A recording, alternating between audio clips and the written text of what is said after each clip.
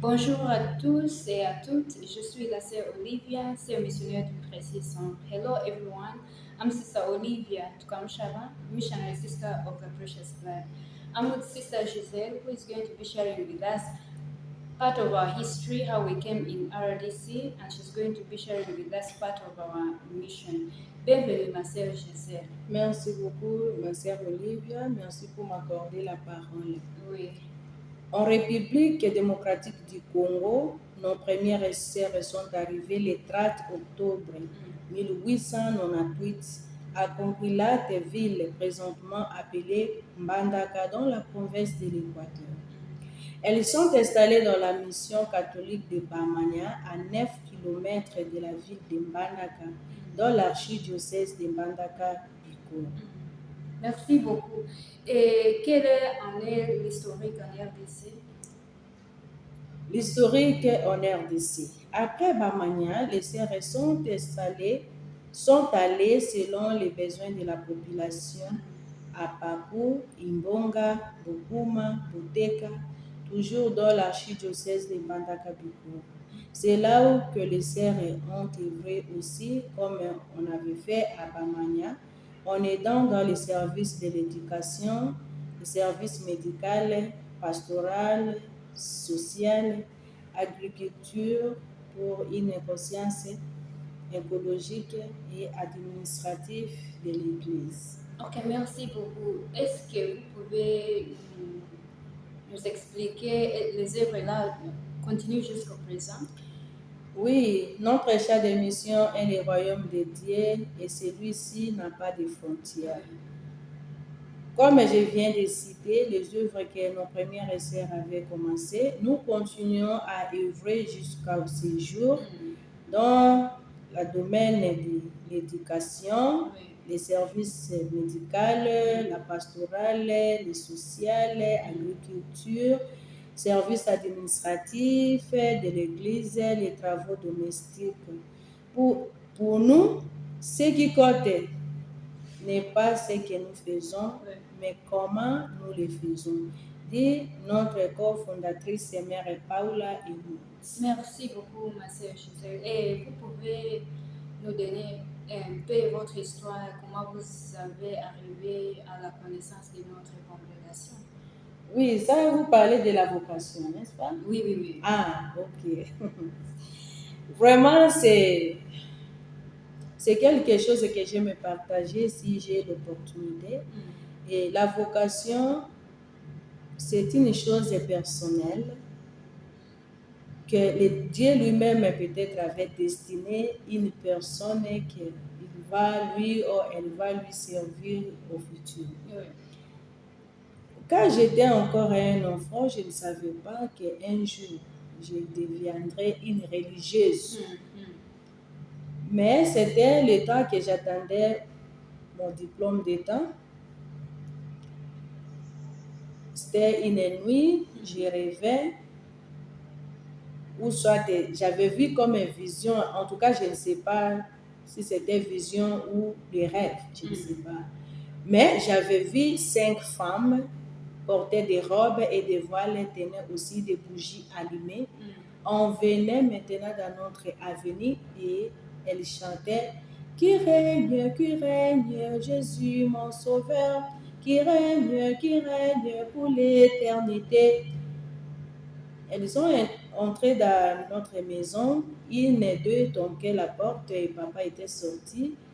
Et papa lui les a demandé « Qu'est-ce que vous faites ici ?» Alors, l'une et deux a répondu « Nous sommes venus prendre ta deuxième fille pour venir avec nous et servir le Seigneur. » Papa dit comment? Bon, on ne sait pas comment, mais nous sommes venus la prendre. Alors papa était parti me réveiller et je suis sortie avec papa. Et alors les sœurs là sont venues. L'une des qui était derrière était venue avec l'habit qui n'était pas porté. Elle tenait des habits là, des voiles et aussi des bougies non allumées. Elle m'avait fait porter la robe et voile, elle m'a donné la bougie et on avait allumé ça. Et on a continué encore. J'étais Deva avec l'autre là et nous étions comme 6 en ligne. On commençait à chanter. Qui règne, je suis mon sauveur, qui règne pour l'éternité. Jusqu'à ce que nous étions vraiment partis, alors je me suis réveillée. J'ai dit, oh, ça c'est le rêve. Alors, j'étais partie se réveiller, papa. Alors, papa était réveillé. J'ai partagé avec papa. Et papa dit, ok, va dormir le matin. Nous irons chez l'évêque pour partager sorte de rêves comme ça. Alors, le matin, nous étions partis à la paroisse. Et on était rencontrés avec l'évêque. J'ai expliqué aussi si c'était rêve ou c'était... Je ne sais même pas comment vraiment expliquer ces choses. Alors, lui avait dit à papa, oui, ta fille est à la vocation. Papa dit, mais comment? L'évêque a dit, oui, elle a la vocation. Tout ce qu'elle a vu là, c'est sa vocation. Nous étions rentrés, moi j'étais toujours un peu bouleversée là, je ne savais pas à quoi faire, comme je ne pensais même pas devenir une religieuse. Alors, et dans notre diocèse, comme je viens de dire ça là, il y avait seulement des sœurs thérésiennes. Et moi je ne voulais pas, ce que moi j'avais vu aussi, ce n'était pas les sœurs qui portaient des pannes, c'est plutôt les sœurs qui portaient des robes. Alors, où est-ce que moi je peux trouver la congrégation? Je ne savais pas à quoi faire. Alors, c'était arrivé un soir comme ça, nous étions à l'extérieur et papa maintenant avait pensé maintenant de Bamanya. Quand il fit étudier à Mandaka, chaque week-end, il partait chez le père à Bamanya pour peut-être faire les études dans des bibliothèques. Alors, lui a pensé maintenant, je m'en souviens des sœurs à Bamanya portaient des robes et des voiles. Bon, malgré que moi, je ne parlais pas avec eux, mais je les voyais en train de passer par-ci, par-là. Mais elles sont appelées les sœurs missionnaires du Précis. Pour moi, seulement les noms-là du Précis m'avaient vraiment touché. J'ai dit, moi, si c'est Précis, j'ai dit encore, quelle congrégation, pas dit Précis sont. J'ai dit, oui, moi, je vais entrer dans la congrégation là, de sœurs missionnaires du Précis. Malgré que je ne savais même pas les sœurs, je n'avais même pas vu comment les sœurs étaient. En tout cas, je n'avais pas l'idée. Alors j'ai demandé comment les sœurs la portent. Papa m'avait dit, les sœurs la portent des voiles et des robes. J'ai dit effectivement, ça c'était la vision que moi j'avais vue. C'est comme ça, moi je vais entrer là-bas.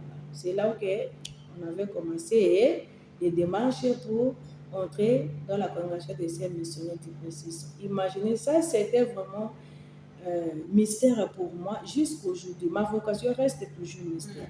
Alors, je vous encourage, ne t'en fais pas, parce qu'il y a d'autres qui commencent à saturer le feu là de la vocation, peut-être dans leur bas âge. Donc, quand la personne est encore petite ou petite.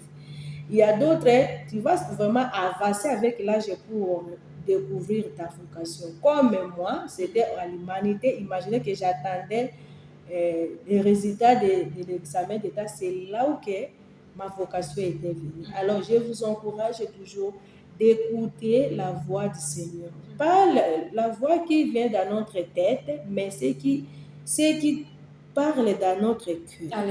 À l'intérieur, vraiment. En priant le Seigneur, Dieu va te montrer ta vocation. Et là où elle va t'envoyer, te toucher, tu vas partir et suivre la voie là, et la vocation. Merci beaucoup pour m'écouter. Merci beaucoup, ma sœur Giselle. I think you have been touched by her story, and I hope you're going to kind of like meditate on how God does his things and how God calls people. Most of you see the sisters and you wonder, how do sisters come to know that they are called to this kind of life? Mais maintenant, on a écouté comment la sœur Giselle a expliqué. Alors, je vais vous donner aussi d'autres histoires d'autres sœurs. Et pour aujourd'hui, ma sœur Giselle, j'ai dit merci beaucoup pour avoir partagé avec nous ton histoire et votre temps avec nous. Merci beaucoup. Merci, sœur Olivia. Je suis très contente aussi de partager avec mes sœurs, mes frères, mon histoire de vocation et j'espère un jour aussi nous allons écouter nos Oui, sœurs, oui. nos frères partagent aussi leur histoire de vocation. Ça motive. Oui, Ça, oui. ça aide vraiment la personne. Donc, très même aider à penser comment elle avait senti la Oui, voix du c'est ça. Seigneur et comment elle cherchait à tout prix pour servir le Seigneur. C'est vrai. Ça va rester aggravé dans ma vie Mm. et la vie aussi, donc ça va toucher aussi la vie de D'autres chacun personnes. et de chacune partout elles sont où ils sont. Merci beaucoup. Merci beaucoup. À plus. Merci.